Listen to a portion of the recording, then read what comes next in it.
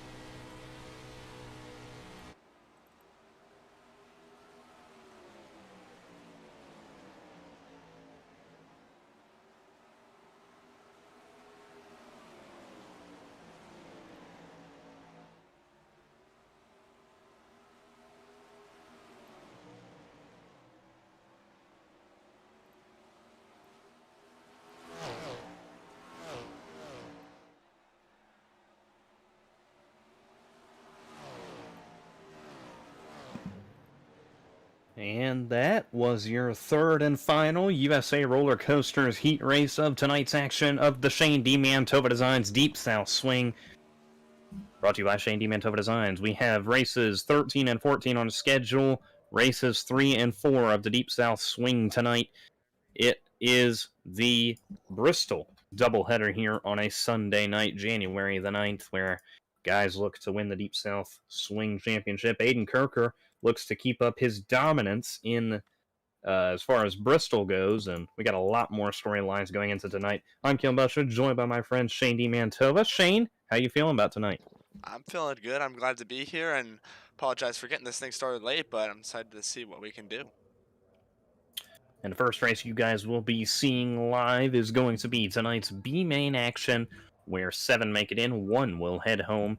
In the 8-car B-Main on pole, it'll be Cam Martin with Aaron Schroeder to his outside, J.J. Hill 3rd, Anthony Woodhull 4th, Brady Beavers, Connor Barker 5th, 6th, and Charlie Byer, Tyler Nose 7th and 8th as Byer spins it. So don't finish last is going to be the ultimate goal in this little B-Main, as we're going to go ahead and recap your the Fastpass Dash lineup. The winner of Heat 1 was Aiden Kirker. He is undefeated as far as Quicktime, his heat, and the feature at Bristol. He's trying to keep that up tonight. Trey Garst finished 2nd in that heat. He's going to the dash. Heat 2, Andrew May won. Jack Young got 2nd. Heat 3, Aiden Forster, you just saw tubbed around the top of Cody Meadows for the win in that heat. So that's your Fastpass Dash lineup. One more pace lap here in the B-Main. One driver heads home, and then immediately following this race, we'll talk to the winner, we'll talk to the hard charger, and then we got another Bristol race to do. That's why it's the Bristol doubleheader. Going to go ahead and decide 2 winners tonight. And remember what I said, Shane, that Kirker guy, he's got 3 straight quick times. He's undefeated as far as quick time at Bristol. He's got 3 straight heat wins, so he's undefeated in that. He's trying to stay undefeated as far as feature wins a little bit later tonight, but here's the B-Main. Yeah, he basically owns this place, to say the least. It's his bread and butter. Green flag, green flag. And he's trying to execute tonight. That's going to be his goal as he tries to make a bit of a comeback in the Shane DiMantova Deep South Swing. But we are underway in the consolation race where 7 make it in and 1 heads home. As you see Tyler No get really sideways. He picked up a 2nd place finish here back in June in Season 2. As you see that guy Connor Barker all over the racetrack. He's struggling. Charlie Byer gets around him on the outside. This for the transfer spot. You see Brady Beavers trying to go to his outside. Charlie Byer in trouble. He gets sideways. Going to keep it straight, though, for the most part, as this transfer battle could be interesting, as a lot of guys struggling to maintain their race car back there. As Barker gets turned, and now it's going to be about who can get their car going straight. Barker doing end over end. Charlie Byer gets it flipped over. Oh no, he flipped it. Oh no. Well, they're trying to figure out who makes the feature tonight. Meanwhile, the top 7 or top 6 seem to be skirted out. Anthony Woodhull sitting there in second, trying to make a move on Aaron Trotter. He's had a very strong deep south swing. Woodhull sitting second in those total points, 3 behind Aiden Forster. Yeah, Woodhull's really impressed me, especially at Charlotte, and now he's going to have to do a little bit of work here, obviously, in this B main to race himself in, but he's in a great spot right now in that second place position. It looks like Connor Barker will be that one driver out, but yes, Woodhull, very strong start. Another guy who has had a strong deep south swing in this constellation is Tyler No, who sits back there in 4th. He's sitting 3rd in total points for that, 6 points behind Aiden Forster. Carlin Cure was tied for him in that 3rd position, but of course he is serving the suspension for the Charlotte incidents. He will be back for the 2nd race of this evening, but that will eliminate him from the deep south swing. Aiden Forster trying to walk away with it. He's 3 points up on Woodhull, and a good run tonight, possibly maybe a top 5 run, will certainly put him in complete control for that. Brady Beavers sitting back there quietly, as well as JJ Hill, and that brand new kind of reminds me of a Dale Earnhardt machine. Got the big 3 on there. Yeah, that's what they were making that paint scheme for him earlier today, and he said, "What kind of 3 font you want?" He said Dale font, so that's what he put up there. Got the Dale font. Yeah, Teresa Earnhardt looking at him, but yeah, it's a good looking race She's not car. watching. We're not big enough yet. Getting there. As the battle for the lead continues, Cam Martin to the inside of Aaron Trotter, coming to 2 laps to go here. There you go, 2 to go. Trying to decide a B-main winner here. Higher up you finish, higher up you'll start in tonight's feature. Tyler No sitting back there in 4th. JJ Hill 5th, Brady Beavers in 6th. Charlie Byer rounding out the field in 7th right now as far as cars on track. He will be making his first career Quicktime feature with that. As Aaron Trotter skirts out a little bit ahead. Martin trying to get something on the bottom. He's going to be a lot closer than I thought he would, but Trotter hangs on. As the rest of that will be accurate. You see JJ Hill, he's tanking for hard charger. That's what he said with McCone earlier today. He said, let's go for hard charger. So Hill gonna give the spot up to Beavers, as Byer will be the last guy in. And now we get ready for our Fastpass Dash. The lineup for that will be Aiden Kirker, Andrew May, Aiden Forster. That's 3 former MFK teammates. They all 3 used to be in a band. 2 of them are still teammates, that being the front row. Oh yeah, most of them were dismantled though. Well, 2, one of them's gone. But you got Trey Garst back there in 4th, Jack Young, another MFK driver, in 5th, and then Cody Meadows in 6th. So here they go, trying to line up for the dash. Trey's trying to play spoiler. We haven't really seen too much of him this season, but he's up there with a lot of points contenders. Yeah, his only run this year goes back to November 15th at Volusia, where he picked up a P3 finish and actually led 9 laps. So he's showed his speed, but he has not had as many starts to show for it. So here we go. We are underway in the Fastpass Dash. 6 laps to decide a winner here in the top 6 starting lineup, as Aiden Kirker got on the bottom, but look at Andrew May getting a little something put on the top.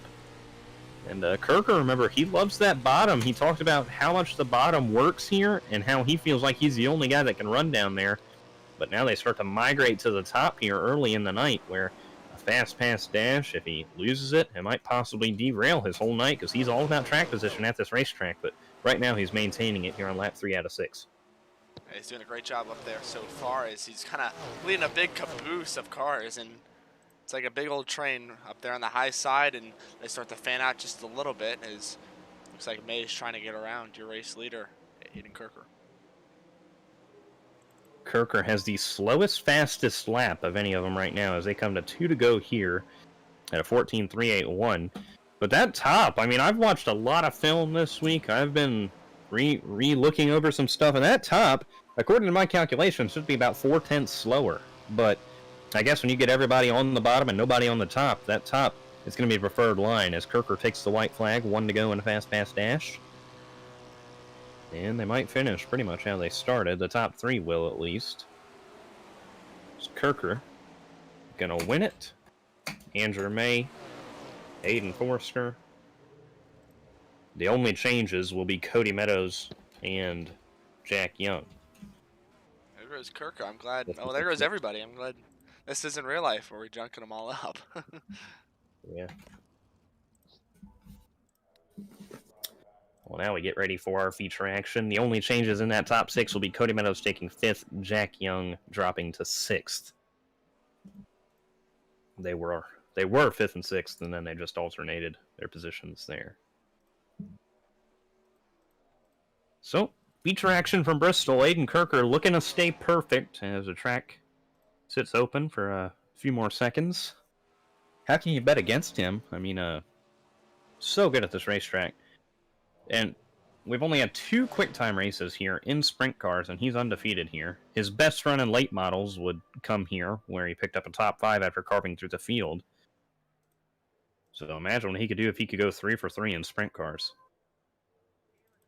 It'd be pretty amazing to see what he can do, and obviously he's got a lot to live up. We've been talking him up, and I know he's been the whole talk of the town, to be exact. So yeah, we'll see what he can do. And I'm a little, not concerned's not the word, but curious as to how that top will come in as the night progresses, because I did not expect it to be that good in the dash. So we'll see. As they'll get ready to stack it up. 4 wide here for the Dirt Track USA 4 wide salute.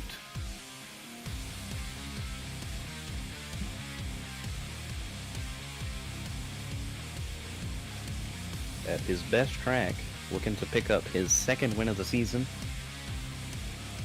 And start off the second half in style as we look in the standings right now. Kirker having some work to do. 53 points back of teammate Andrew May, and he could make up a decent chunk of that tonight, depending on how Andrew does and how Aiden performs. But the battles from 2nd to 4th, Cody Meadows, Aiden Forster, Aiden Kirker, all on top of each other. Cam McCone, Anthony Woodhull not too far back, so this points battle is not over. As they get ready to split, coming out of turn 2 here for the Dirt Track USA 4 wide salute. The greatest sight in all of the Quicktime iRacing League.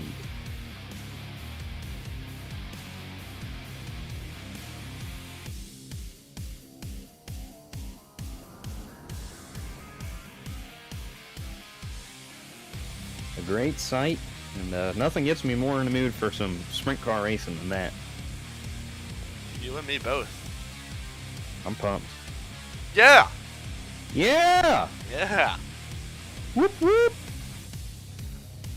Love me some dirt. Hang on, we're not going green. Me too, I love Going dirt. green. Love me sprint cars, love dirt, love Bristol. We're ready to go racing here, Shane, so got to pick somebody to go with. I don't know how you can go against Aiden Kirker, but I'm going to give you a challenge here. Who do you think, besides Aiden Kirker, has a shot to win this thing? Good question. I like Andrew May, obviously. He's always a contender, but if I'm going to have to go with a dark horse, it's the guy who's been on a roll recently, and that's number 55 car, Kevin White Jr. Yeah, he was confident about Bristol and his speed, so we'll see what he can do from back there. I also think another guy who's been on a tear, he's trying to win the Deep South Swing, really make his first quote-unquote win, if you could call it that, is, there's Aiden Forster, but I was thinking Anthony Woodhull back there in the 12th position. That guy, he's a dark horse, and if he can find the speed tonight, I think he may be a dark horse. I've never seen him at Bristol, but just going off recent successes for him, I think he's got a good shot, so we'll see what he can do as we get ready for feature action here from the Bristol Motor Speedway. Hopefully we can get the sprint cars roaring and they can hear him better than they did at Charlotte the other night. We're going to let you hear them roar to life as the MFK duo going to lead them to the green flag. We'll see what these 16 guys can do in the first half of the Bristol doubleheader.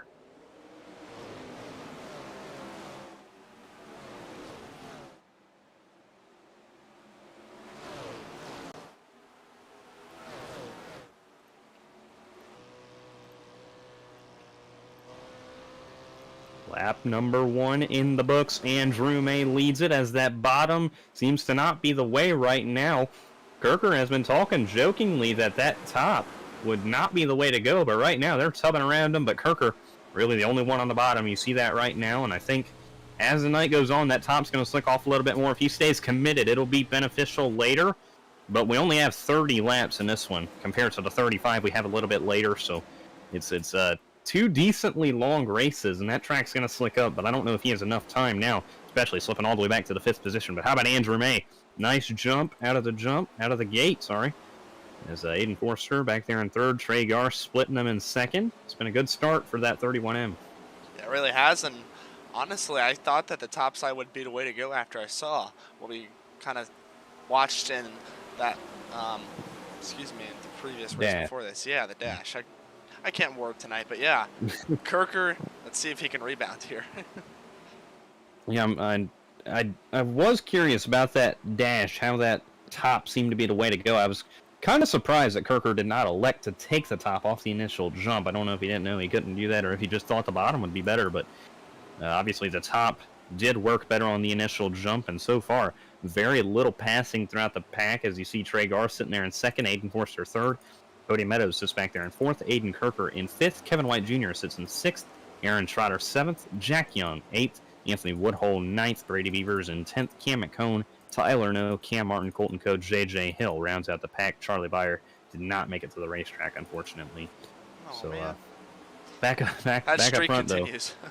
Yeah, unfortunate. Qualified for the feature, but couldn't make it out there. So Andrew May still in control.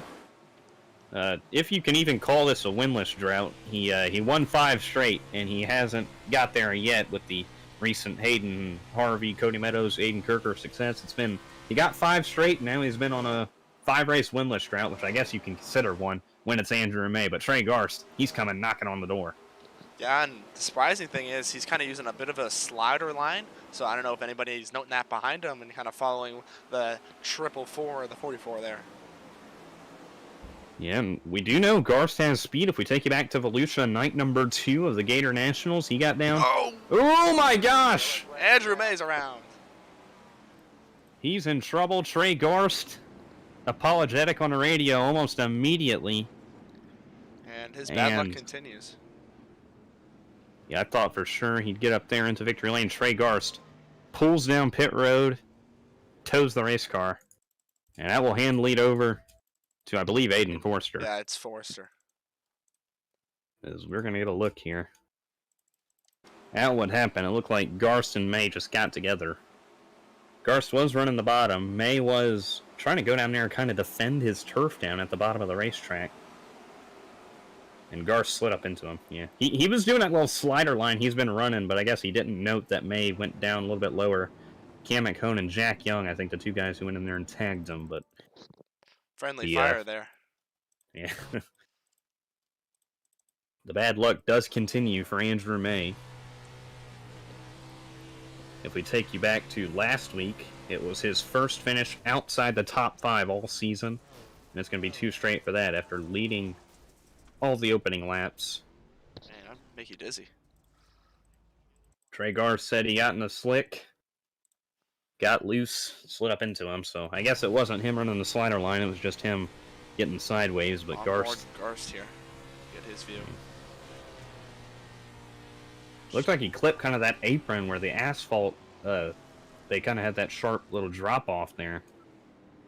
But with that being said, this race is now turned over to Aiden Forster and Cody Meadows. They'll be 1-2. Aiden Kirker's back in the mix. Your dark horse, Kevin White Jr., he's now in 4th.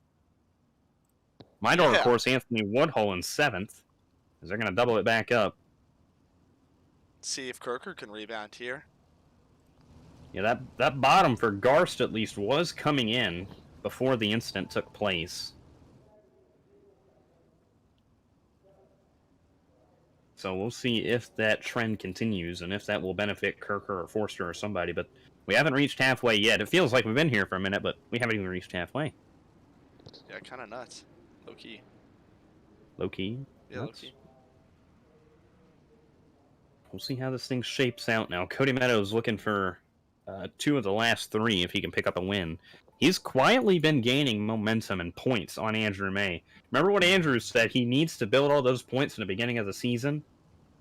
And he's realized that. And now it's about making them up now, where Andrew May's not quite having a success. Cody Meadows and Aiden Forster and Aiden Kirker, second, third, fourth in points. They all have a chance to build up on that. As the green flag is waving again from Bristol Motor Speedway, Aiden Forster takes it. Cody Meadows sticks to the top, gets in there behind Forster, who of course had the restart advantage, as Aiden Kirker is dropping down to the bottom of the racetrack. There in third, trying to make up some spots. There comes that speed. He's the best at anybody at running the bottom here at Bristol.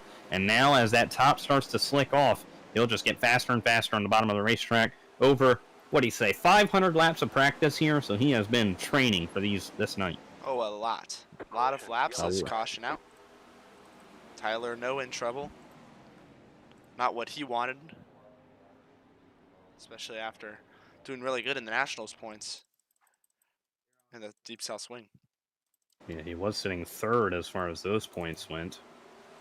Here's No. We'll get a look here. Him and Cam Martin got together, I believe. Yep. No, let's take in the bottom. Oh. Ooh, he got sideways. Or he got loose, tried to correct it, and wrecked himself. Yeah, multiple cars for No. involved. Yeah. All started with Martin up ahead of him, though. Or maybe not. Yeah, it started with No, but No just went up into Martin trying to collect his race car. And I mean, there's really little room for error here. You got to know what you're doing when you get down to the bottom of the racetrack. And he knew what he was doing. Looked like he just got sideways, which, I mean, that's a classic case of Bristol. And a slick dirt track will do it to you. Place is too tough to tame. Like Darlington. It is. Yeah, too tough to tame. Very similar in the way it races. Very chaotic racetrack, to say the least. When you come to Bristol, you expect chaos, and we didn't have too much chaos last season, where we only had, I think we only had 2 yellows on the second night, where Kirker went out and led every lap, but I mean, his night started off very similar to how this race is going for him, where he started on the bottom, and he spun out early in the night. He spun out on the bottom, collected his race car, and then he drove back up in, 4 laps, and got back in position to take that thing. Andrew May, by the way, his pit crew was incredible. Or maybe we just didn't complete a lap. Never mind. No, we just didn't complete a lap. He's still sitting there. Oh, no. Well, we're doing a double file restart. It's like he got back out there and then went and got more repairs. I don't know, but understandable. Anyways, get back to the green flag here momentarily. See what the Iceman can do. Except it's a different Iceman. Yeah, well, that Iceman. Yeah. Forster looking for his first career sprint car win. Of course, the late model champion. He's wanted a sprint car win for a while, so it would mean a lot to him, I'm sure. As the green flag's back in the air, you see him get such an advantage from having to know when to go. As there you see Cody Meadows and Aiden Forster up in line on the top. Kirker back to the bottom trying to pick up speed. And I mean, I said it earlier that bottom was typically about 4/10 faster. As the track got slicker, that time around, it was about 1/10 faster for Kirker on the bottom. As there you see Meadows go to the middle, trying to take the race lead away from Aiden Forster. The battle for the lead is on. Forster, Meadows, side by side, sliding into turn number 1 here on lap 17. Meadows wraps the bottom and takes the lead away on the straightaway. He gives the top to Forster going into the corners. Side by side, they continue to battle. You see Kirker migrate to the top, but Cody Meadows, your new race leader. Meadows out front now, that one car in the first position, as now Kirker tries to work on his old teammate, the number 20 car of Aiden Forster here. As sitting quietly behind them is Kevin White Jr. and Anthony Woodhull as they go to battle it out for themselves too. Our dark horse picks, both of them, right in the mix back there. Exactly. That position is there. You see the 2 Icemen now battling it out, second and third. This for the second position. As you see, they have all started to migrate lower, get off the fence where the speed was not really found. There you see Kirker now working inside. They're going to be side by side, wheel to wheel. 10 to go this time. Cody Meadows in control. He's the only other Quicktime driver to have a win at Bristol. Granted, it was in late models, but he knows how to win here, just like Aiden Kirker knows how to do here. And if Kirker can get by Forster, I think we'll have a good race on our hands. I agree, and I honestly can see another caution flag flying here soon, as Here they go once again. The Iceman back at it for this second spot. Kirker rounding up on the high side. He's going to go around Forrester. And he's got the mud digger in his sights now as Kirker's going to the top. He searched about every line on this racetrack right now, trying to find the speed where it's at, because he knows he needs to find something special to get up there and catch that one car who has a 7/10 of a second advantage right now. Coming to 7 laps to go for Cody Meadows, looking to get back in victory lane here from Bristol and possibly hunt down that Deep South Swing Championship starting today, 10 points back. Yes, we got another battle back here for that 5th or 6th spot, excuse me. Kevin White Jr. and Aaron Trotter going at it. See them? Yeah. White with the slider as Woodhull got around White for that 4th place. As doesn't look like Kirker's making up much time. He's actually losing some to your race leader, Cody Meadows. That last time around, actually Kirker was faster that last time around by a 10th. Yeah, he was slower a couple laps before that, but now in the last 5 laps of this race, caution out. There it is. That's going to bunch everything up again. Cam McCone, that's not a usual sight. You see him spin it out. He's kind of Kevin Harvick at the series, keeping his car clean. Yeah, I'm sorry. Brady Neff won that late model race, not Yeah, I was about to say. Cody Meadows. But Meadows was the one who got into May in the late stages there. With some controversies. Oh, McCone had his hands full for sure, and Beavers just came down the corner and sends the full round. McCone was fighting his race car. He tried to get up there, slide behind Beavers, and looked like they kind of met in the middle there. Beavers, although, having one of his best runs to this point, sitting in 8th. Great job for that young man. Start. Yeah, they kind of met in the middle there. I don't really know how you can judge that. Maybe need a better angle, but it looked like McCone did. He was fighting a race car, tried to slide up behind them. Beavers kind of came down, sliding off the corner. Yeah, that's a tough one. Beavers definitely came down. Yeah, it's hard to tell for sure. Could be a close one. But it is Cody Meadows out front. The last time around, Cody Meadows ran a 14.439 and Aiden Kirker ran a 14.367. So, of course, this restart's going to be on Meadows' discretion when he wants to light up the gas. And that'll probably give him, I'd say, at least 3/10 at the least on Kirker. And then it's going to be Kirker for the last 4 laps trying to get up there and steal this one away from him. Going to be a single file restart, of course, so maybe add that to the gap. Maybe I'm gonna predict about a half second is what Meadows is going to have at the line. But it's going to be about Kirker trying to close down that gap in 4 final laps. He's going to have a shot. We know he's good here. He knows he's good here. He's just going to try to get up there, steal this thing away from Meadows, because he wants to stay undefeated at this racetrack. But, of course, the pressure got to be on his back, knowing nobody else has won at this racetrack. So we're in for a treat. We're glad you guys are here tonight to watch this event. And if you think this is it, got some even more action coming up right after this. I got another race for you guys at home. Indeed. Meadows, the winningest driver in the entire league as far as late models and sprints combined. Aiden Kirker, the winningest driver at Bristol, that time at the line. Now for the restart, 4/10 of a second for Cody Meadows as Meadows goes to the top. Kirker dips to the bottom. Going to be 3 laps to go at the line here. Kirker has reeled in that one car. Meadows getting right next to the fence. 3 laps to go from Bristol. Kirker finding speed on the bottom, reeling in that one machine. Now down the backstretch into 3 and 4. Going to be 2 to go at the line. Kirker making up ground, but it's going to be about setting up that pass. 2 laps to go from Bristol. Kirker is there. He gets to the bottom. They make contact. Meadows gets sideways. He's in the fence and around. Big trouble as Aiden Kirker takes the lead away. Cody Meadows goes up and over. Trouble for your race leader. The one car as he gets it flipped back over. He's not going to be pleased with that one. But we'll head to replay. And I don't want to speak too soon here, but it looks like, I don't know. It looked like Meadows maybe came down just a little bit. But we'll check it out here in a second. Well, Kirker definitely took the way lower line there, trying to get under him. And he was there, but Meadows was not going to budge. And when you don't budge in a situation like that, you take the risk of possibly getting wrecked, and that's what he did right there. So, again, that one is another really hard one to judge, but, I mean, that is Bristol controversy at its finest. And what's better, we got another race right after this. So if these guys don't like how it went right there, you got another race to worry about. You see Forster, he had a front row seat for that.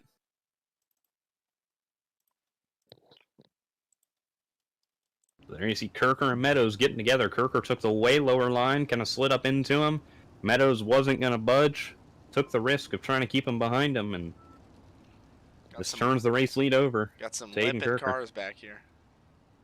Yeah, that's for sure. Meadows, they're just trying to make up as many points as they can. Yeah. And it should be a 1 lap to go restart when we get back to the line. So we got a duel between the Iceman here. On the white flag once we go green. So we'll see if Forster can get any momentum going to get around Aiden Kirker, his former teammate, and your guy Anthony Woodhull is in third. Great to see him on the podium. And I think Woodhull's going to be trying really hard to get this position away from Forster, because if he doesn't take this spot, it grows to a 4-point gap for the second race. But if he does take that spot, it shrinks to a 2-point gap. There's no way to maintain it, but depending on where Woodhull does get Forster, it would completely shake up the Nationals' points. Tyler, no, he's hoping both these guys just wreck each other. Same for Kevin White Jr., because Kevin White Jr., he came into this 8 points back, and he's sitting back there in the 6th position. So the gap only grows if Forster outruns you tonight. So Woodhull trying to take that spot away, probably by all means here, but hopefully they keep it clean to the checkered. It's going to be a 1-lap shootout here. Gonna have some hungry drivers. That's all I'm going to say, Kelan. And guy we haven't talked about, Jack Young's in the 6th spot. He's looking to grab a top 5, but got to battle out for the race lead right now. Here we go. Aiden Kirker going to lead us to the green. It's a 1-lap shootout from Bristol. Going to have one more caution lap, apparently. They do long cautions here. Oh, spoke too soon. Yeah, we were we were pumped up and ready. Oh. I just... First... Oh, go ahead. No, you go ahead. I was just going to say, I can't see Forster making up enough time unless there's a mistake made by Kirker. Yeah. Yeah, that certainly seems to be the theme. With all the amounts of 1-lap shootouts we've had in Quicktime, we've only had one that I can remember that was successful for the guy in second, and that was Sean Leisure at Limaland in that late model race with Brady Neff. Yep. Yeah. But it seems these 1-lap shootouts always seem to favor the guy in the lead. So what can Aiden Kirker do to fend off his former teammate and fellow Iceman? The green flag's in the air from Bristol. This for the win in race number 304 in the Shane DiMantova Designs Deep South Swing. Forster closes in a lot there in 1 and 2. He's going to try get as low as possible, but it'll be Aiden Kirker. He's staying perfect at Bristol for one more race. He's 3 for 3 at the Bristol Motor Speedway. Win number 2 of the season for Aiden Kirker, as Forster picks up a 2nd place finish. Anthony Woodhull caps off the podium. But for MFK Speed Lab and Ballston, New York, Aiden Kirker wins his 2nd race of the season, and possibly first of 2 tonight, depending on how the 2nd race will go for him. Aiden Kirker. Does the barrel roll? Oh, didn't land it successfully. He's having At least some he fun. At least he got a signature wheel again. Oh, I thought he was gonna like kind of teeter-totter on the edge of the pit wall there.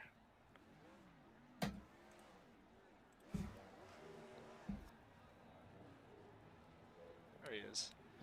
Aiden Kirker, your race winner here, night number 3. Shane DiMantova Designs Deep South Swing from the dirt track, or not the dirt track in Charlotte, but Bristol. Hard charger in this one will go to JJ Hill. Let's get a word with Aiden Kirker before we get ready for our 2nd race. Hey, Kirker, it's Kelan in the booth. You got us. I got you. Well, we talked about how good you were at Bristol. Got a little worried there for a second after you went all the way back to 5th. And, of course, Andrew May, Trey Garst kind of getting into each other really benefited you. And then the incident with Cody Meadows there. What happened with Meadows there in these closing laps, though? I mean, you got the spot away from him, but what went on there? You went all the way to the bottom, and it looked like he didn't want to give you no room. So what went on there? I mean, it's pretty much exactly that. we had a faster car. We got underneath them, and I mean, when you gotta just, I did not send it in there and I'm like, oh, I'm gonna wreck Meadows. Like I didn't think that. I wasn't trying to wreck him. I didn't do it on purpose. But like when you don't leave me that room, it's it was a complete racing incident. I mean, he was pinning me down to the bottom. I was there. I caught that bump. There's a bump on the pit road entry. I caught that, and it kind of launched me up, just a little bit into him. But he was also pinning me way down, and it's like I couldn't really do much in that situation. The car kind of just did its own thing, and if he was a little bit further up, gave me a little bit more room, then we wouldn't be having this issue. But I mean, I'm not trying to drag on him. I'm truly sorry. I didn't mean to wreck him. You just gotta leave more space. That's all. But yeah, that's what happened with that. Well, that's for sure. You had a great run, though, from 5th all the way to 1st. You put together a great drive. So take us through that first initial start. I noticed it in the Fastpass Dash. That top, it seemed to be the preferred line early. It's just you have to wait a little bit later for that bottom to come in, which is definitely where you like to be. So how about that top in a Fastpass Dash? It came in first. Was that going through your mind when kind of deciding where to start on the feature, as far as on the bottom or on the top? Would you have taken the top there if you go back in time? Yeah, the top was definitely the better line for this track at the start. But the way Bristol is, once the top gets slicked off too, the bottom's going to come right back in. So kind of knew that the bottom was going to come back in. I wasn't too worried when we dropped back to 5th, because I knew we can make really good pace on the bottom, and we just did just that. So still undefeated at Bristol. I honestly didn't think that'd be still the case, but we're going to try to back it up and do the second sweep in a row later tonight. Yeah, well, that's definitely got to be the goal for you as we get ready for that second race on the night. And just in case we don't get to talk to you a little bit later, in case your plans don't go as far as you want them to, you want to thank? Yeah, just want to thank my team, MFK Speed Lab, Dirt Track USA, Elite Performance Industries, Curry Excavating, and Dirt Heathen Racing Apparel. Want to thank you guys for broadcasting. Want to thank you, Shane, everyone that puts in the hard work to make this league what it is, JJ, and just want to thank my mom, my dad, my grandmother, my sister, my brother-in-law, and my girlfriend Emma for the support. And let's go try to sweep Bristol again. Yeah, well, great run in your first race, Aiden. Second session going to go up very shortly. Be sure to save that replay for me. All right, we'll do. You did good. Aiden Kirker, race winner, and the hard charger tonight. Actually, I believe with this hard charger, let me go ahead and take a look real quick. With this hard charger, it'll be his 6th career, and he'll take over the all-time statistic for most hard chargers in the Quicktime iRacing League. It'll be JJ Hill. Shane, go talk to him. Hey, Mr. Hill, you got us? Yep. All right, man. You're the hard charger tonight in the first race of the evening, and got it done in that beautiful Dale Earnhardt machine, kind of shades of doesn't have a Dale wing. running through the pack at Bristol. Didn't even have a wing on her, so because I got Tyler Node there at the end, and had to run it like that for a little while, and ended up just putting the top wing in the trunk and hoping for the best, and they all died in front of me, and somehow we made it through and got the hard charger.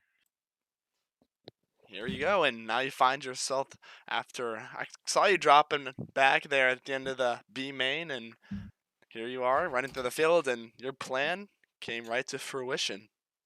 Yeah, this was the goal the whole night. Try to work my way back up through the front and get a couple extra bonus points, and ended up working out to perfection. So can't thank all the guys at MFK, NOS, A&B Outdoors, Iceman Designs, FanDuel Sportsbook. It's just it's amazing. Well, I was going to ask you one last question. Do you have the same exact plan for this second race here coming up? I don't know what I'm going to do. We're going to see what we do in qualifying, and we'll go from there. But the goal is going to go for a top 10 like we just got again. So we'll see. Hope for the best. Absolutely. Well, JJ, if we don't speak to you again, thank you for joining us, and good luck out there in the next race. Absolutely. Thank you, guys.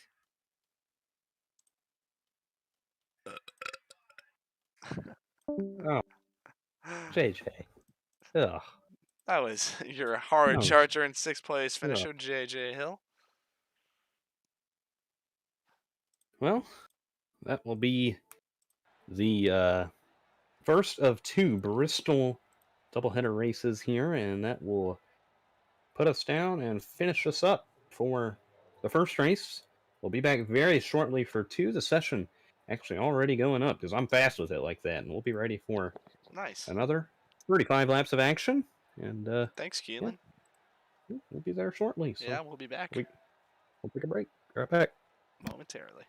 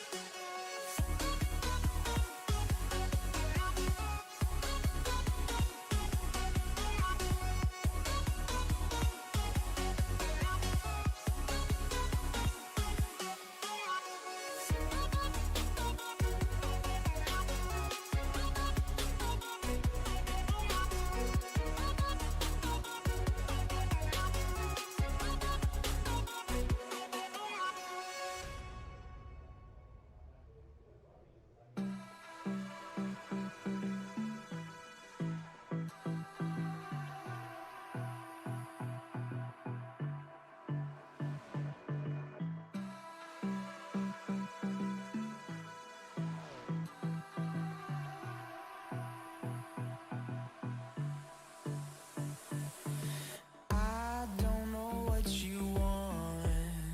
Let's have a bit of fun till I downfall. My love, if you feel like I do right Back now. from Bristol for the second of the two Bristol doubleheader races in the Shane DiMantova Deep South Swing. Shane DiMantova Designs Deep South Swing. We are ready for action here in our second race, and before we get started, we're going to get a word with our second and third place finishers from the first race. The first one being Aiden Forster. Hey Forster, it's Kelan in the booth, you got us. Yeah, I got you guys. Well, we're going to get you in here real quick before we get ready for action in our second race of the evening. You're up there, you're 4 points up in the Deep South Swing after picking up a second place finish last run. Woodhull being our closest competitor. What do you have to do in the second race to back up your momentum and win it? Yeah, I just gotta finish within probably a few spots of them and just be consistent, and I'll get it. I'm not too worried about it. I've been really consistent in these last couple of races, so hopefully it carries over in this race and I can come out with the championship for the Deep South Swing. Well, that'll certainly be your goal, so in case we don't talk to you a little bit later, you got anybody you want to thank for that second place run? Yeah, I'd like to thank Cures Corner Store, T40 Graphics, Dirt Track USA, Speed Shot 51, and anyone and all the series sponsors that help put this thing on, and you guys. You guys with the stream is one thing that makes this series different from others. All right, certainly. Well, we thank you for joining us tonight, Forster. Yeah, and we look forward to seeing you in this second race here soon. Thank you. That was Aiden Forster, second place finisher, and third place finisher from the last race, who is currently sitting 4 points behind Aiden Forster in the Deep South Swing. It's Anthony Woodhull. Anthony. Oh, go ahead. Hey, Cam? Hello. What's going on? You picked up a third place finish last run, and you need to gain 4 spots. That's 4 positions on Forster in order to win this thing. So what do you got to do different? Do better than Forrester. That's really all I gotta do. Other than that, I gotta thank Rylan Gray again for showing me how to drive these. I sucked at them before. Costa Zeros, Trev Trucking, Microt Logging, Caleb Nickel for being a very nice man. No homo. Well, yeah. Yeah, sorry, Caleb, for last interview, but yeah, just want to finish this next race. Well, that's got to be your goal. Hopefully So thanks. top 3. Hopefully top 3, maybe a Deep South Swing. We'll see. So thanks for joining us, Ant. Look forward to seeing you in this race. See ya. Anthony Woodhull is ready, and we are ready as qualifying. Ready to get started here from the Bristol Motor Speedway in our second race here of the doubleheader here from Bristol. So just taking a look at Deep south swing points. Just a quick rough draft. I don't think we had. No, I think it's going to come down to Forster and Woodhull. And if they both have a bad race, maybe Kevin White Jr. can get in there and steal it. But I think those are only 3 that stand a shot. Kirker closed in a little bit, but Forster and Woodhull finished so close to him. I don't think he's going to have anything for him because Forster and Woodhull were that close. But it is going to be close between Forster and Woodhull. Forster, if he finishes within 4 spots of him, will hold it. So we'll see what they can do as qualifying commences here from Bristol. Yeah, they get underway, and I know one guy who's really eager is Andrew May. He looks to turn his luck around after leading that thing early on and unfortunately being taken out. So see if the big unit can rebound here. So there he is. And his qualifying run will sit him 3rd on the board right now. Of course, the night time is the right time, so the track is going to be a little bit faster this second time around. How about that? Colton Coe on top, Cam McGones 2nd. 2 guys that are up there with J.J. Hill for the hard charger honors most all time. Speaking of Hill. So there goes Hill. Doing his no. JJ, doing no. JJ Hill things. JJ. No, he's not. Yeah. He's not going to get qualifying lap in. He's sandbagging for that hard charger. He's out there doing JJ Hill things. Classic. As Carlin Cure is back, like we mentioned earlier in the previous race, after he served that suspension from last race. See what the native from Charlotte, North Carolina can do. Trotter puts it 6 on the board, and except if actually, I'd say we still have Cure and Kirker. Yep, these are really the only 2 guys we have left. We have Hill, but here we go. Aiden Kirker on the block. Here he goes. And we're going to go ahead and remind you, down in the YouTube chat, just posted a poll. Who's winning this second race? We got a 39 of Aiden Kirker, the 1 of Cody Meadows, the 31 of Andrew May, or somebody else in the field. Who's going to pick it up? Go ahead and vote in the YouTube chat. We'll close it a little bit later in the night and see if you guys were correct. As Kirker builds up speed on the top. Going to try to get a fast lap here, second go around.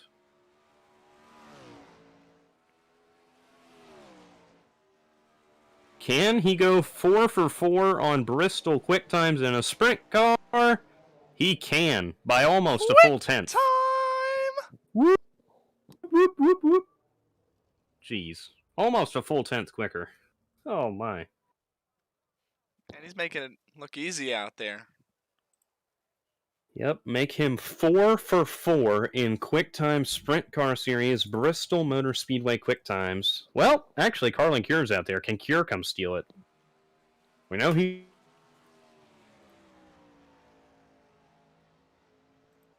Whoops. Oh, we're good. Hey, pal. Sorry. We know I Cure fell. can... Oh, you're good. No, like Cure has some speed built up, and here he goes, and... Nope. He doesn't know. 6th. So that'll put Kirker up there.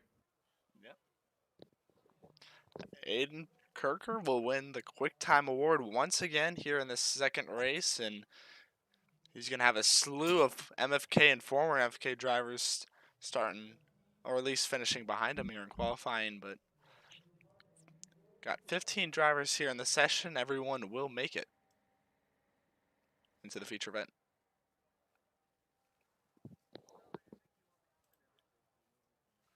As qualifying begins to wrap up. Gonna have 2 heats, so... Oh boy, it's gonna Only be a fun 2. one. 2 packed heats. Yep, 16 drivers even as we get ready for our first heat. Everybody's gonna make it, so this is really just setting your grid.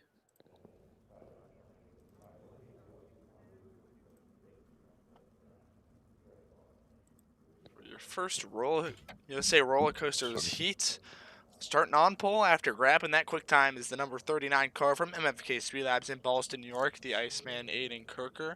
And to his outside, he's got his fellow Iceman Aiden, and the number 20 machine there Driving the Speed Shot 51 car, it's Aiden Forrester from Michigan. In row number 2, driving a number 1 machine for Ryan Billy Racing in Martinsville, Virginia, it's the Mud Digger, Cody Meadows. And to his outside, driving a number 31 machine for MFK Speed Lab in Bedford, Pennsylvania, that's the big unit, Andrew May. Starting in the 5th spot on the inside there, and the number 10 machine there. From MFK Speed Labs in Thomasville, Pennsylvania, it's the Asian sensation, the EXO Consulting rookie competitor, Jack Young. And to that side, we got another rookie. My dark horse pick from last race, number 55 car, Kevin White Jr. from Chesapeake, Virginia. Then Tyler No in the 17 machine is going to round out this field from Sylvania, Ohio, as we set this grid. Remember, Cody Meadows, he was not too pleased with that move that Aiden Kirker pulled on him to pass him. Kirker, of course, apologized, but I wonder if Kirker's got a red dot on his back now. I wouldn't be surprised. I'm going to see big old battle here, I believe, between Kirker and Meadows. Forrester was quick, and we obviously know May was too.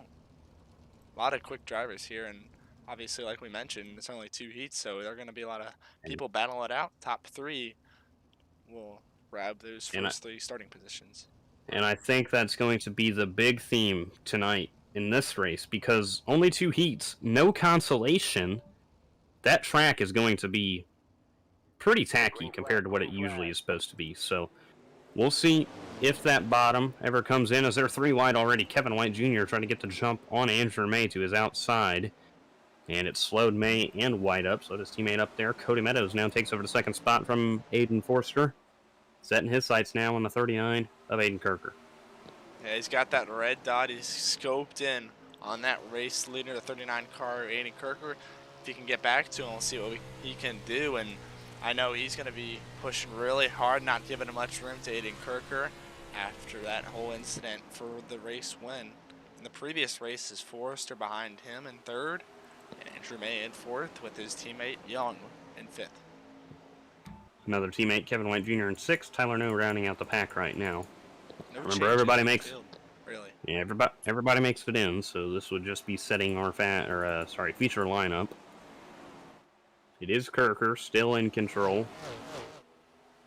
He would be going 4 for 4 in heats if he can do this.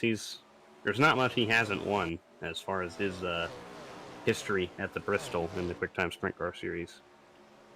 All single filed out right now. Aiden Kirker still holding on to the top position after grabbing Quicktime. Meadows and Forrester traded spots early on, and other than that, your field is the exact same as they started.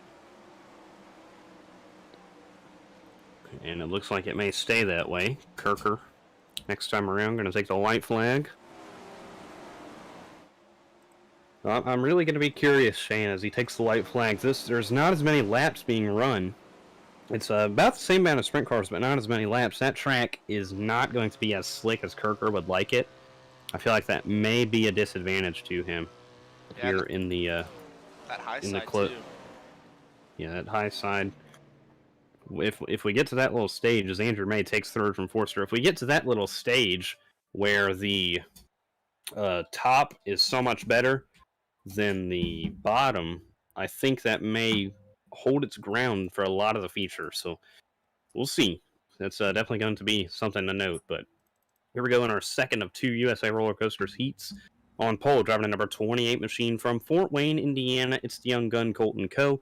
And to his outside, driving a number 4 machine for MFK Speed Lab in Asheville, North Carolina, it's the Asheville Attitude, Cameron McComb. Rolling off in 3rd there in the 3rd spot, or rolling off there in the 3rd spot in the number 7 car. It's the 007 car, EXO Consulting rookie competitor from Clearman Sport, Carlin Cure. As the Charlotte, North Carolina native starts right next to the number 46 car from Ryan Billy Racing in Arcola, Illinois, Buckwheat Aaron Trotter. In the 5th position, driving a number 04 machine for MFK Speed Lab and Ankeny, Iowa, EXO Consulting rookie competitor Cam Martin. Anthony Woodhull in the 09 starts in 6th. As Colton Coe, who was the pole sitter, has pulled off, or I don't know, he towed.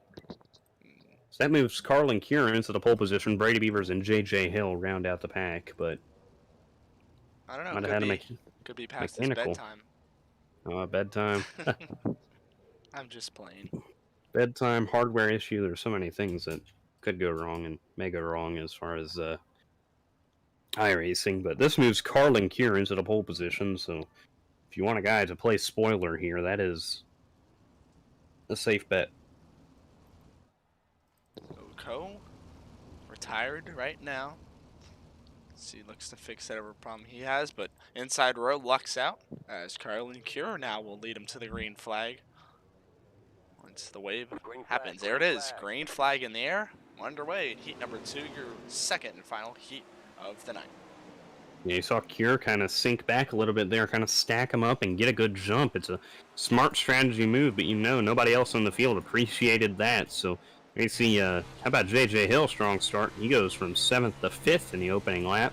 Cure leads the opening lap. McCone 2nd, Cam Martin 3rd, Aaron Trotter, JJ Hill round out the top 5. Brady Beavers has just went around with Anthony Woodhull in trouble. Those two head to pit road, and Colton Coe's out there on the racetrack as he looks to pick up some more spots. Maybe not. He's going to bring it right down pit road, but these top 4 right now lined up like we saw earlier in just a big line of cars. Carlin Cure remaining in the top position. Cam McCone trying to make his second Fastpass Dash of the season. Cam Martin also trying to make one himself. Aaron Trotter, JJ Hill remain in that 1, 2, 3, 4, 5 position, but this becomes such a single file racetrack, it gets so hard to pass here. So when you hold your position, or when you get into that position, it's hard to lose it, especially as far as the race lead goes. Yep, as Martin looked to get around McCone as the 2-4 cars battled it out for the second spot, but kind of loses all his momentum and drops him back a couple tenths behind McCone. Has 2 laps to go for Carlin Cure, and he really hasn't lost Cam McCone. McCone doing a great job holding his own there on the pro driver.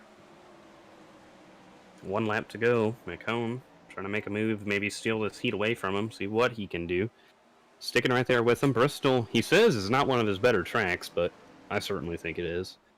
As Carlin Cure wins the heat, McCone heading to the dash with him as the rest of your field scrolls across the top of your screen. Will we have 4 cars then?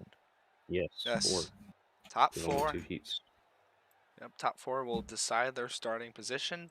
Aiden Kirker, Cody Meadows, Carlin Cure, and Cam McCone.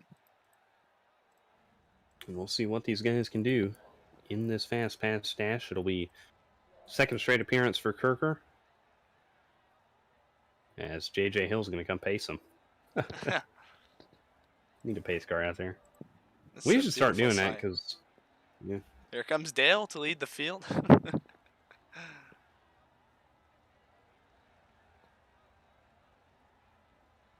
The official pace car of the A&B Outdoors Quicktime Series, the number 3 car A&B Outdoors machine of JJL.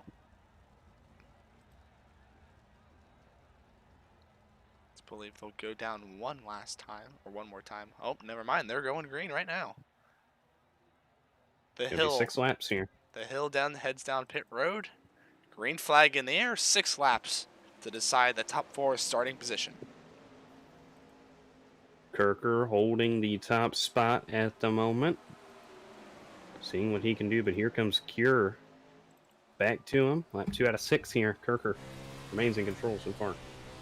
Yep, and you can see really how tacky that track is and really going to play into effect how well track position is and what line you're deciding to take. Is Cure is all over Aiden Kirker right now, just trying to find a way to get around him.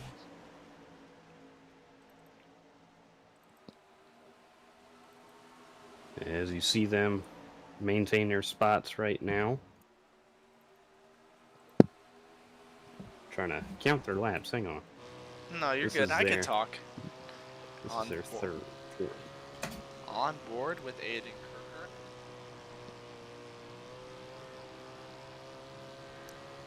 And his number 39 machine. Cure still in tow from behind, and kind of been a common theme all night long how big track position is, because like we keep mentioning how tacky the track is, and really hasn't been much changes in these heats, and because of that. So see how that'll all play out during the race, and if multiple different groups start to come in as Meadows look to get around Cure there. As I believe, yep, that's the end of the Fastpass Dash. Aiden Kirker will hold on to his starting position in the first spot after grabbing that quick time, and no changes in your field. Kirker, Cure, Meadows, and McCone. So actually, yeah, Cure and Meadows did trade off, but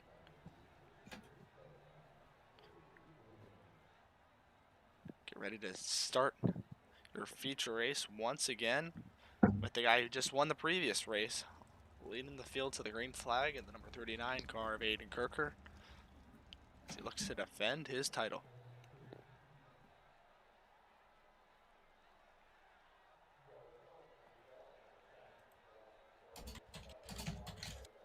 So we're going to end that live poll that for you guys at home. 57% of you guys picked Aiden Kirker to win the race, and I like those odds right now. Vegas better be paying attention. 28% of you said Andrew May, 14% Cody Meadows, and none of you guys picked any other driver in the field. And I think if we're looking for one other driver in the field to play spoiler and not in that group, I could definitely pick Carlin Kier, starting on the outside of Aiden Kirker as they begin to hit the grid for your feature race.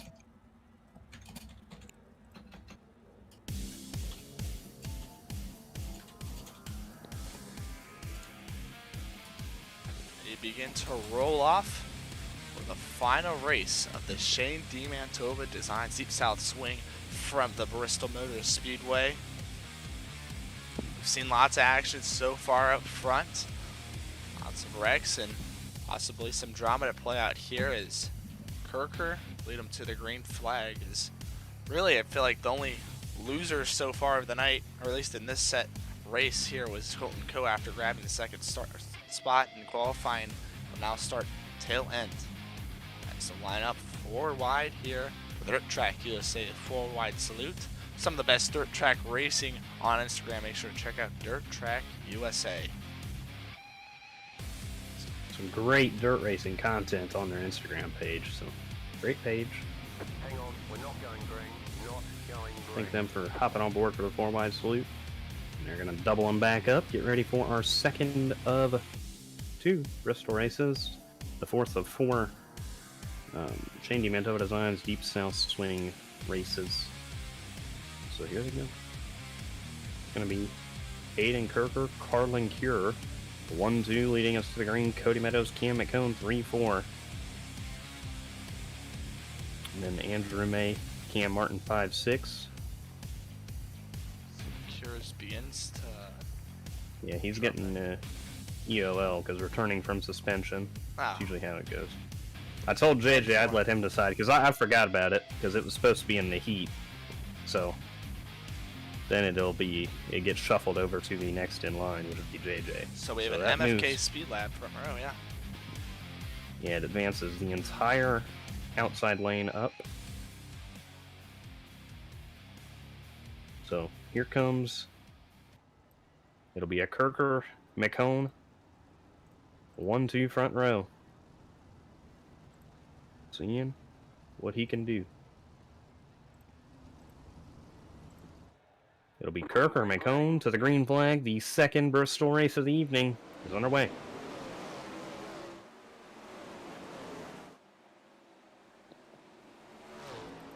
The yellow flag is out. Cody Meadows in trouble. Big contact there. Andrew May also involved. Kevin White Jr., Brady Beavers, Cam Martin, a big stack up there.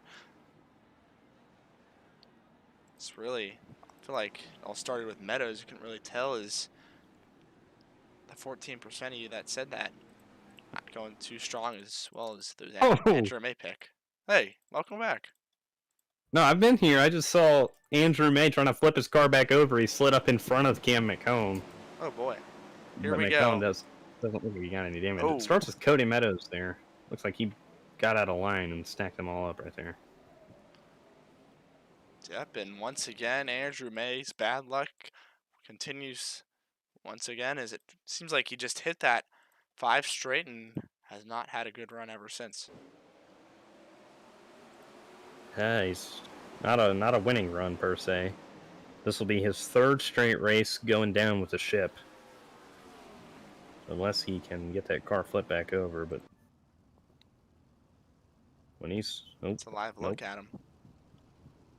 And he concedes there. And we saw on the initial jump, Cam McCone actually got out front, but since they didn't complete a lap, that turns it back over to Aiden Kirker.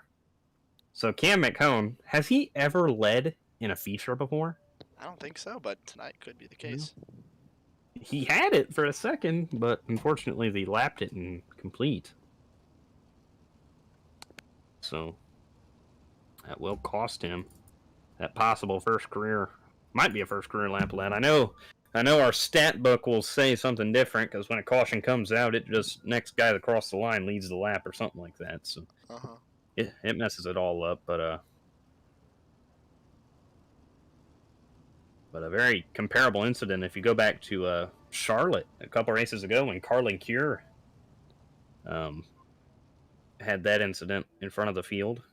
Had a 2 out of 3 of that race, and Meadows did disconnect, so the 1 out of 3 will definitely be assessed, but it is a unfortunate incident. Yeah, it's the second straight. It's the second straight, or not second straight, but second out of the last 3 races incident in the first corners.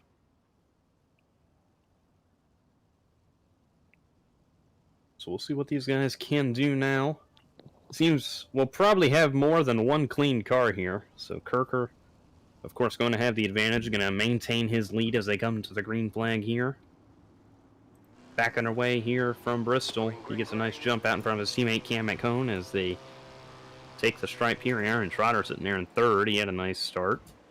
Good buddy of him, Aiden Forster. Gonna come around him as you see. JJ Hill. What? What? JJ Hill in the top 5. How about that? He's having a great run. Jack Young in 6th. Anthony Woodhull 7th. Tyler No. Then there's Carlin Cure trying to carve his way through the field since that beginning of the night EOL. Cam Martin in 10th. Colton Coe is in trouble. He saved it. Green No flag yellow. remains out.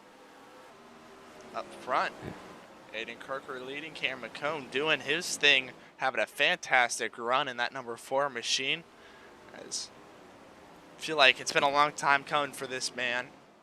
He's had terrible luck and put in a bunch of hard work, and it's all coming into fruition here, and he's paid his dues for sure in the series.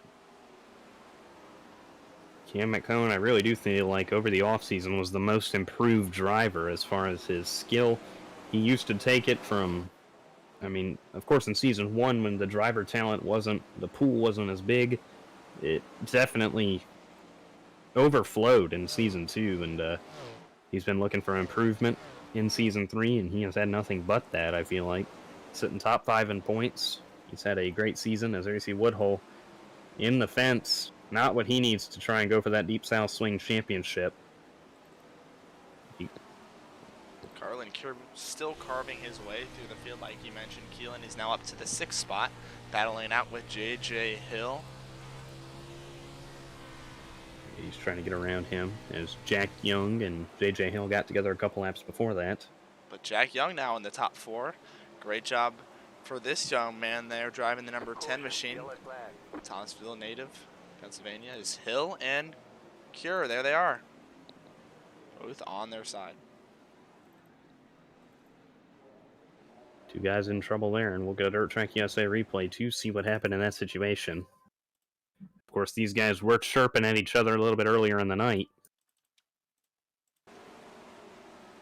We'll see if that maybe boiled over. A little look here. You see Hill in front of him. I don't know if they met in the middle there, but it looked like it's hard to really tell, honestly. What look. Gonna ride on board with Aaron Trotter, who's sitting right behind him. So you'll see Cure go to the bottom, go up top. Just Hill really came hard down to into tell. him. It looked like. From there, it looks like Hill came down into him, but It's really hard to tell out there. As Aiden Kirker, we haven't really talked about him much in this race tonight, or not this specific race, I should say. But he's led every lap so far. We talked about Cameron Cohn and his strong run in the second spot. And Forster's been quietly hanging out in third after finishing second earlier to your race leader, Kirker. How about a run for some of these guys? Cam McCone in second, Jack Young in fourth, Aaron Trotter ran out the top 5. A lot of good runs for a lot of good drivers. There's a lot of good drivers who are behind the wall right now in Garland Cure, Andrew May, Cody Meadows. Guys who have had no luck tonight. No, looks like 11 cars still running out there on the racetrack. Hill will round out them. A big night in points for this guy and Aiden Forster and Aiden Kirker, two guys who, of course, now they're going to pounce on the opportunity of Cody Meadows and Andrew May, who were 1-2 in points.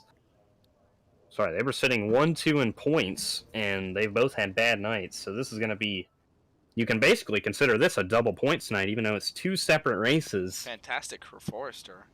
So after a second place finish and now sitting in third here in this race. Imagine Kirker, if he can get max points for 2 straight races, that could be gaining almost 30 to 40 points on those top 2. With Andrew May not having the best performance himself, it really does serve as kind of a double points night. They gotta take advantage of this.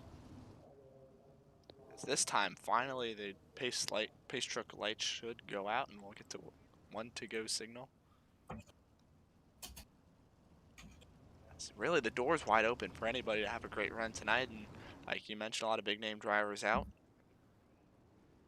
And obviously, we don't like seeing a bunch of red cars, but I like seeing these underdog drivers kind of step up and see what they can do and kind of prove themselves out there on the racetrack.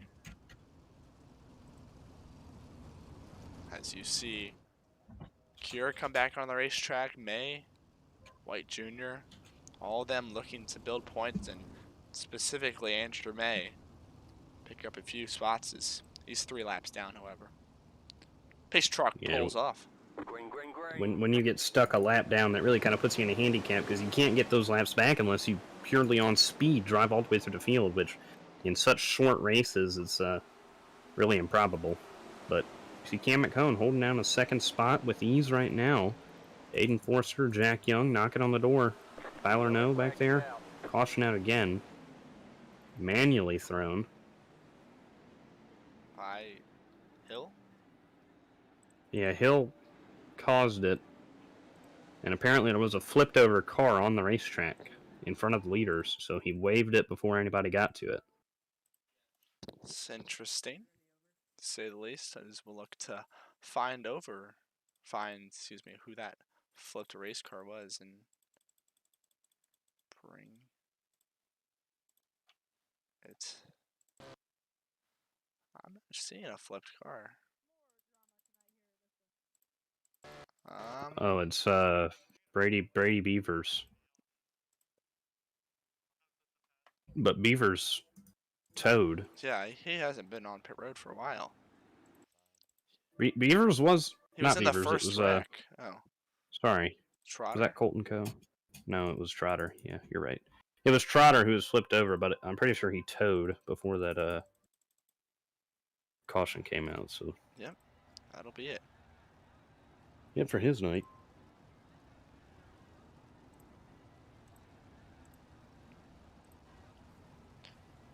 So we'll run through your field right now after a pretty slow start to night number 4 of the Shane DiMantova Designs Deep South Swing. Aiden Kirker, your race leader, after grabbing the quick time and winning the heat, as well as the Fastpass Dash. Cam McCone in the second spot. Aiden Forster, number 20 machine, in third. Jack Young 4th. Tyler No, look at that. He finds his way into the top 5. Anthony Woodhull 6th. Cam Martin 7th.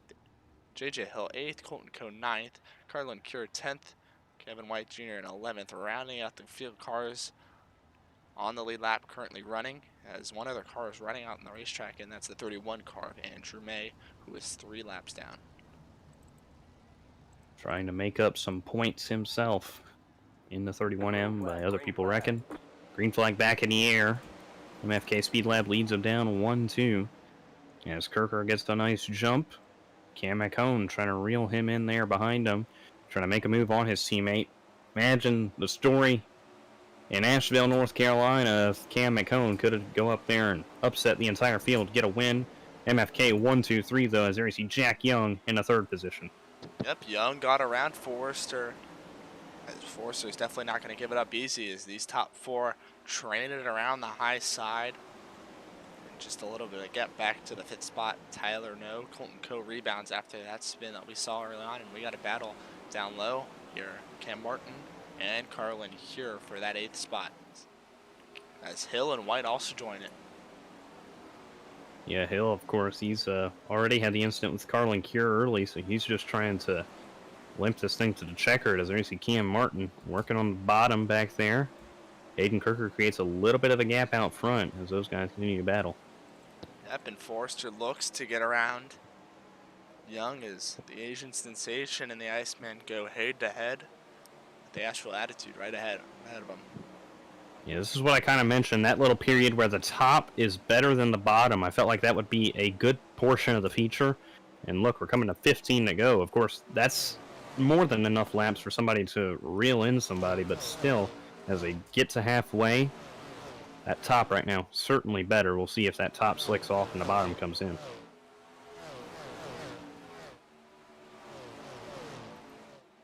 Conductor Aiden Kirker leads them. Forrester, the caboose, right behind him. As still Forrester doing everything he can to get around Young. Just can't seem to make it happen though on the bottom side as Young's holding it up there and putting up a quite of a fight. But Young powers around the top, not letting Forrester get him on the bottom as the caution is out. Again. I'm not quite sure who it was. I don't believe it was Kevin White Jr.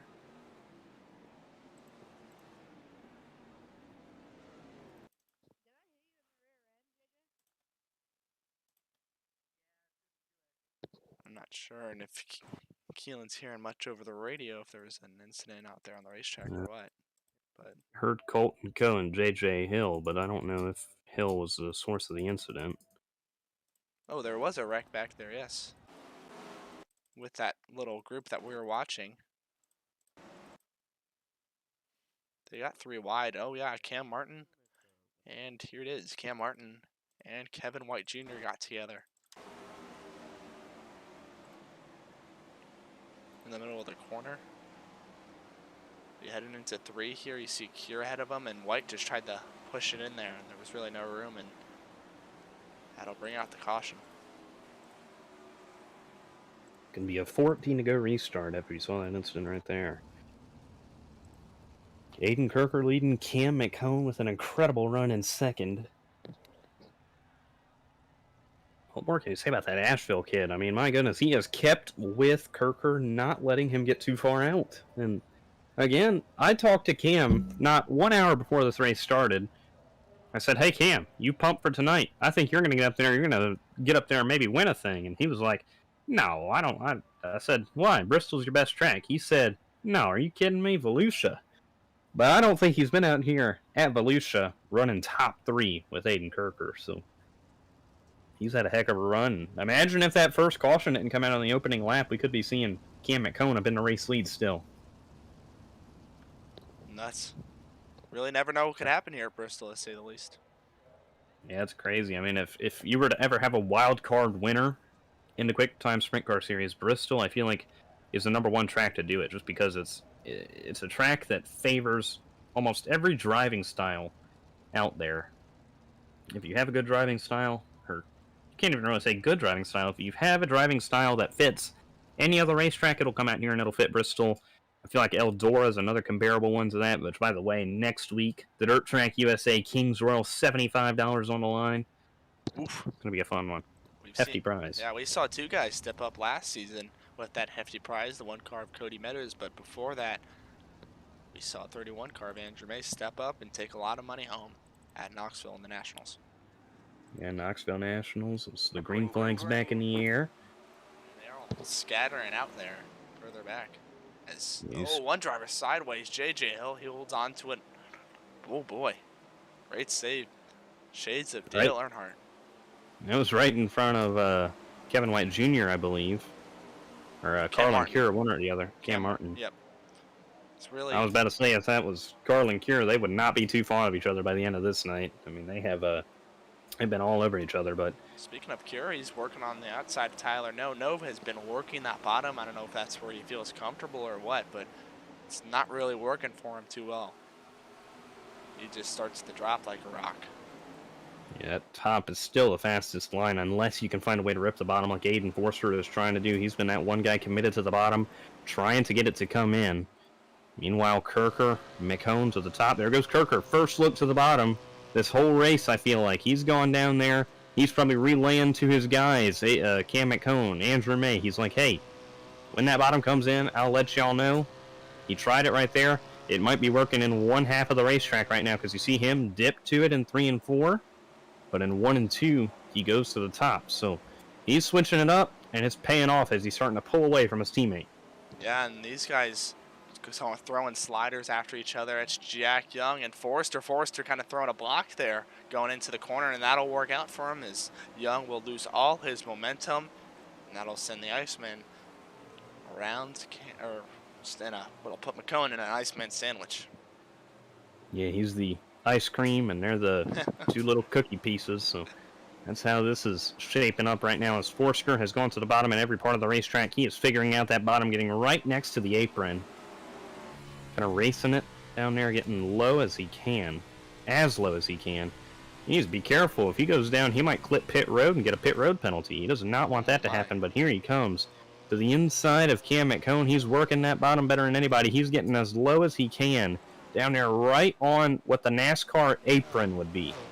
Out there on asphalt, that's what that would be. 5 laps to go from Bristol. It'll be interesting to see if he does get around McCone, how much time he'll need if he can catch Aiden Kirker. But he just can't seem to get around him. Yeah, McCone is putting up great defense for his teammate Kirker, not letting Forster get around him at all. But how about this? A career run for Cam McCone up there in second, and it's not over yet. If he can get up there, he could be in the mix for the race win. But it seems the speed has kind of evened out right now, but McCone doing all the defense he can to keep Aiden Forster behind him and let his teammate Aiden Kirker thrive, who takes 2. Oh! Andrew May! Right in front of him! Cam McCone to the race lead as the caution comes out! The caution came out right before they hit the line, and Aiden Kirker retains the race lead. Cam McCone almost took it. Is that, Kirker's out there, but Andrew May right in front of his teammate Aiden Kirker. That is madness. Between teammates too. It's not even like it was a rival competitor. No. I'm not quite sure what happened there with May. Here he is. Holy crap. He just spun out right in front of his teammate. Oh, Forster has heavy damage. Really heavy damage to the 20 car. And if Kirker has damage, imagine what this situation could be for Cam McCone right now with 2 to go on a restart. On board with your race leader, Aiden Kirker, and this is what he saw. Just an Andrew May flying down the racetrack. And for Kirker out there in the lead, that's the last lap car you'd expect to be a factor. Exactly. Or cause an issue, to say the least. That's a teammate right there. And you could see that damage on Forrester. He's just going to be dropping like a parachute. Yeah, Forster's tore up, but I don't think there's anybody close enough to win the Deep South swing besides him. Kirker's car looks okay. Kirker, maybe so a little bit. Went through him. Yeah, iRacing magic. That's what I was going to say. And it's going to be an MFK showdown now. You throw Forster out of the mix. Jack Young, if he can get around him, that's a top 3. He should be able to get around Forster. Very secure, checking the damage for his buddy, Forster. Yeah. But it's going to be 2 to go. Cam McCone looking for that first career win. Imagine the party in MFKville if he can steal this one away. Except for Aiden Kirker. Except for Aiden Kirker, because Kirker's trying to go 4 in a row. There's bragging rights versus teammate success. How's it going to shake out here? 2 to go from Bristol. Do not move. This is going to be a 2-lap shootout. For the race win at Bristol, one's looking for 4 in a row. One's looking for his first career win. Kirker takes the green flag. We're backing away at Bristol as McHone gets a great jump to stick with him. To the outside of Kirker he goes. Kirker to the bottom of the racetrack. McHone trying to make a move. Aiden Kirker through 3 and 4, taking the white flag. 1 lap to go from Bristol. Cam McHone not letting them get too far out there. Kirker to the bottom. McHone follows him. Aiden Kirker out front, gaps his teammate a little bit more. And Aiden Kirker's going to stay perfect at Bristol. 4th straight at Bristol. And it's an MFK 1-2-3. 39-4-10. Aiden Kirker, another Bristol sweep. As Cam McHone was right there, had it. But Aiden Kirker, he is happy, happy, happy. 4th straight win at Bristol. Nobody else has got a quick time. Nobody else has won the first heat of the night. Nobody else has won a Fastpass Dash. And nobody else has won a feature at the Bristol Motor Speedway in the A&B Outdoors Quicktime Sprint Car Series. 4 for 4 in all of those categories. 2 for 2 in a Fastpass Dash. It's greatness at Bristol. Get out the brooms, baby. Aiden Kirker dominates tonight. Led every lap of this feature. And Aiden Forster are going to win the Deep South Swing. With that, Colton Coe wins the Hard Charger. What a night of racing we had tonight, Shane. And just when I think it couldn't get any crazier, it just does. My goodness. How about Aiden Kirker? Gonna get his 3rd win of the season, 4th in a row. It'll be interesting to see if this shakes up the points battle. Hey, Kirker, it's Kelan in the booth. You got us. Let's go! Let's go. A sweep. That's what I'm talking about. Oh, yeah. Oh, my Let's goodness. go. Well, my biggest question for you is right there. 3 laps to go. You're coming to take 2 to go. Cam McHone's there. The last person you'd ever expect to lose it. loses it in front of you. What's going through your head there when you see Andrew May sliding down in front of you? I didn't know if he was being a hitman to get McHone to win or what, but listen, I just want to say thank you to the iRacing gods for finally being on my side. It took you 3 freaking years to be on my side, but you finally did it. Yeah, I mean, netcode was definitely in your favor there. So take us through your night. Over my wheel. Oh, well, Diet Coke here. Okay, sorry. at least it's It's gonna diet. go off the rails. Well, I was just mentioning, as far as the A&B Outdoors Quicktime Sprint Car Series and Bristol Motor Speedway, nobody's won a Quicktime besides you. Nobody's won the first heat of the night besides you. Nobody's won a Fastpass Dash or a feature besides you. So what is it about Bristol that you just have it wrapped around your finger like this? I don't really know. I want to say it's because I was there when the Outlaws were here and I watched what Gravel did, but like, I don't know. I just want to thank my hero David Gravel and my idol David Gravel for. No, I really don't know. I don't know. I can't really give you an explanation. It's just it somehow is just that track that you just find and you're good at, and you have no real explanation for it. You just pick it up right away, and you're instantly really fast at it. I think pretty much all of us have it. Have one of those tracks that we can do it, and I guess Bristol's kind of it for me. But yeah, that's really the only explanation I have. Oh, I mean, you got something here. You go out there and you're the fastest. You were the fastest tonight.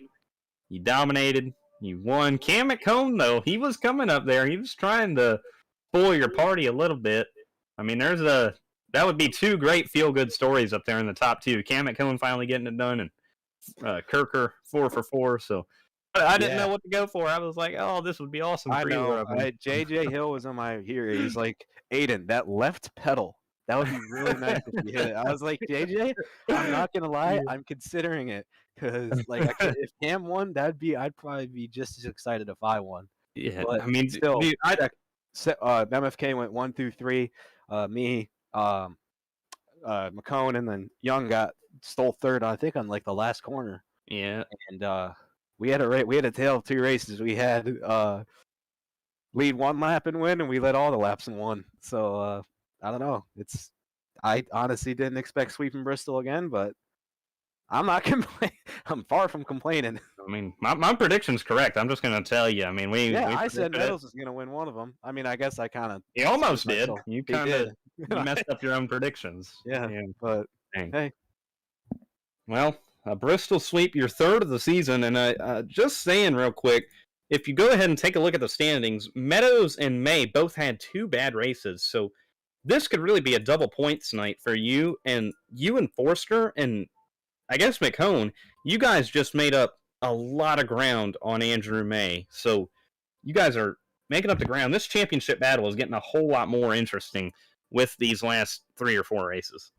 Yeah, for better or worse, I guess you could say. Better because it's gonna create a good fight, but just the reason it's been getting so close is kind of just unfortunate.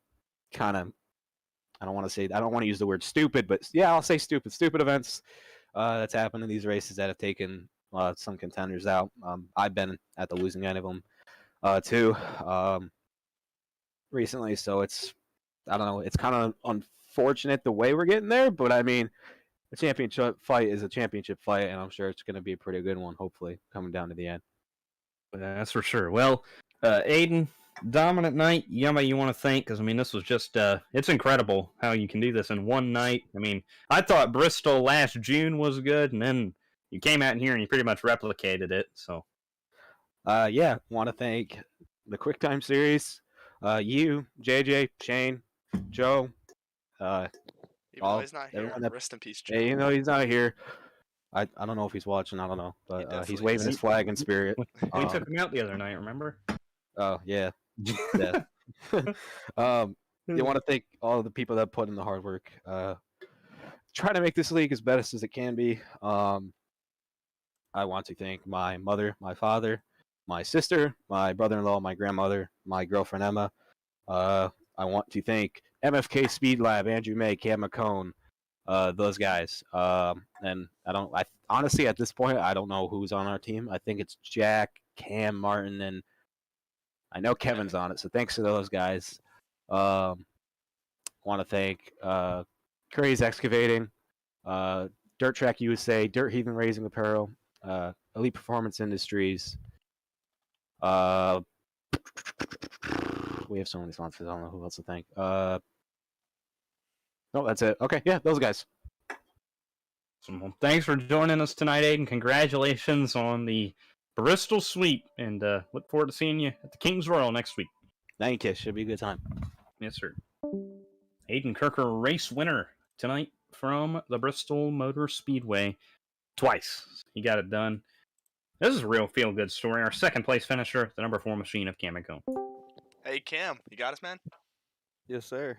All right, man. How about a storybook night for you? Awesome drive by you in that number 4 machine.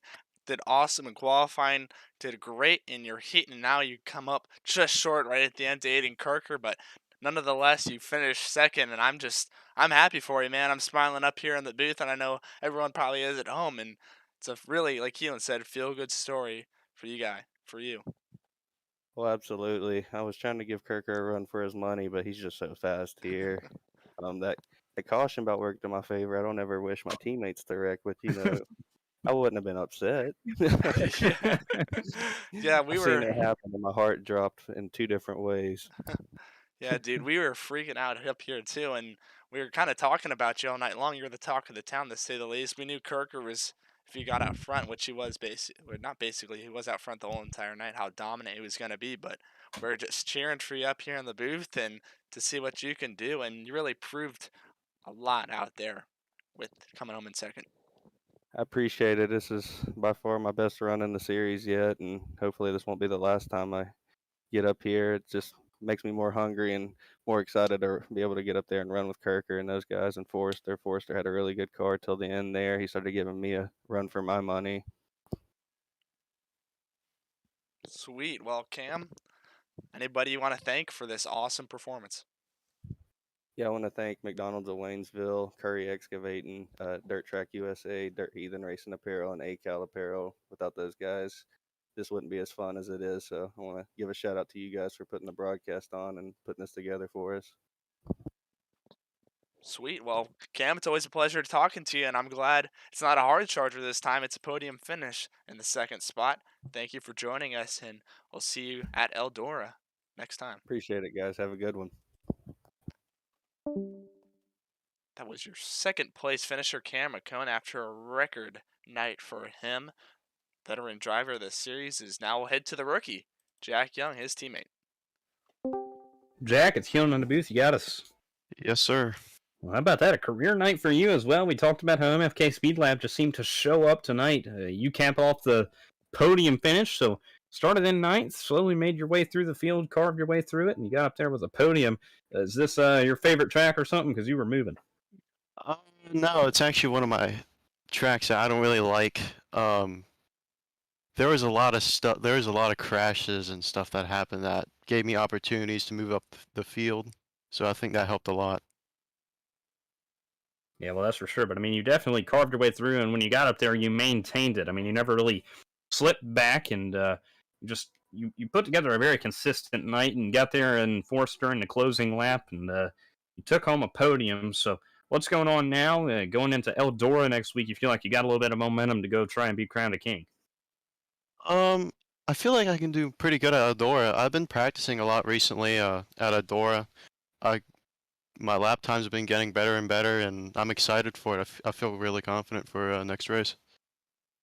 Well, hopefully you have the momentum in your favor. So a top 3 finish tonight, Jack. Congratulations. You want to thank? Obviously MFK Speed Lab for giving me the opportunity to race under their wing, and Andrew May.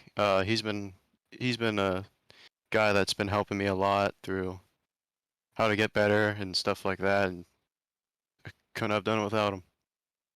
Awesome. Well, a great run tonight, Jack, and look forward to seeing you next week in Eldora. Yep. You two guys, thank you. Yes, sir. What a Jack guy. Young with his 3rd place finish tonight. Happy for him. That's a good couple great stories up there with Cam McCone and Jack Young. So awesome runs for them. It's never going to get word with Colton Coe, our Dirtman Photography Hard Charger Award winner. Colton, got us? Yes, I do. All right, you're the Dirtman Photography Hard Charger in this second race here at Bristol, and man, it was off to a rough start in the feature event. It seemed like we saw you get a little bit sideways, but here you are rebounding to a top 5 and a hard charger. Congrats. Yeah, thanks, man. It was tough night here at Bristol. I'm not the best of the track. I had no time to put in any practice laps on any sort of track state, so I made the night a bit difficult. So I used the first session as a little prep to really try to attack it here. And the second session, I feel like I did that pretty well. I'm surprised the track got as slick as it did for the amount of laps we had on it, but it was awesome to see the track get this slick and racy. So yeah. Second heat, my pedals came unplugged from the back of my PC, so that's why I didn't get to run, which would have been nice because I felt like I may have had something for the leaders if I was able to get a better starting spot. But you know, we came from the rear, and that's something good that I can take out from this night. Yeah, and obviously those are some bonus points too with getting that hard charger. But I know you had a great run last year at Eldora, but what do you think it needs to take to become the king? Get crowned. I don't know. I'm not very good at going up my line and running that cushion. I'm not good at that. Luckily, I got a little while to practice if I wanted to get really good, but we'll see.